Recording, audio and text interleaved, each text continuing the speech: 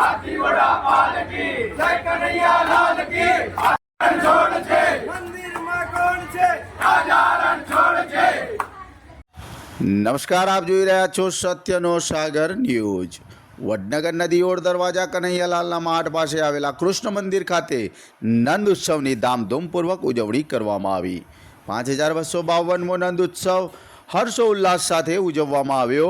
દર વર્ષે પરંપરાગત મંદિર ખાતે ઉજવણી કરવામાં આવે છે, જેમાં ભગવાન શ્રી કૃષ્ણની આરતી, હિંડોળા આરતી તેમજ મટકી ફોડ માટે ઉજવણી કરવામાં આવે છે, જેમાં ભક્તો ખૂબ જ ઉત્સાહ સાથે આ લાભ લેતા હોય છે। આ વર્ષે પણ લોકોએ ખૂબ ઉત્સાહ સાથે ઉજવણીમાં ભાગ લીધો હતો।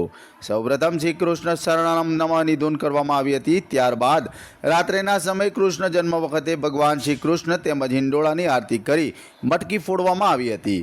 મટકી ફોડમાં લોકો ખૂબ મોટી સંખ્યામાં જોડાયા હતા અને મટકી ફોડી ભગવાનના જન્મની ઉજવણી કરી હતી। ભક્તો આ સમયે મંદિરમાં દર્શન કરીને ધન્યતા અનુભવી હતી। દર્શન કરવા તેમજ ભગવાનના હિંડોળાને હિંચોળવા માટે ભક્તોની લાઈનો લાગી હતી।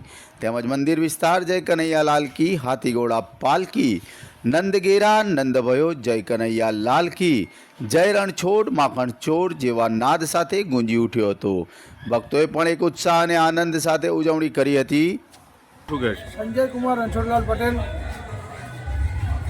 કનૈયાના મંદિરે 56 વર્ષથી એક સતત જન્માષ્ટમી 7 દિવસ ધૂન ચાલુ રહે છે। ધૂન પત્યા પછી આઠમના દિવસ રાત્રે 12 વાગે નંદ ઉત્સવનો કાર્યક્રમ થતો હોય છે, જેની અંદર આ વર્ષે 7 દિવસ અમારી સપ્તાહ બેઠેલી છે। 7 દિવસની અંદર સાંજ સવાર દરરોજ 2 ટાઈમ આરતી થાય। સાતમના દિવસે 51 આરતીનો પણ અમારો કાર્યક્રમ થતો હોય છે, જ્યારે આજે એટલે કે આઠમના દિવસે એક કૃષ્ણ ભગવાનની આરતી થાય છે, બીજી હિંડોળાની પણ આરતી થાય છે અને મિસર મટકીની પણ આરતી થાય છે।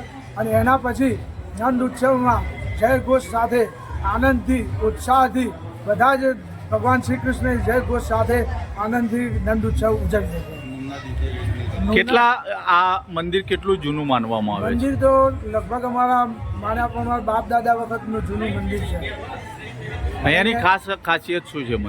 મંદિરની ખાસિયત એક એવી છે કે અહીં આગળ ઘણા લોકો પોતાને માનતા હોય છે, પારણું ચડાવતા હોય છે, તો પોતાના ઘરે બાળકનો જન્મ થતો હોય છે, એવી માનતા આ મંદિરની અંદર માન્યતા રહેલી છે।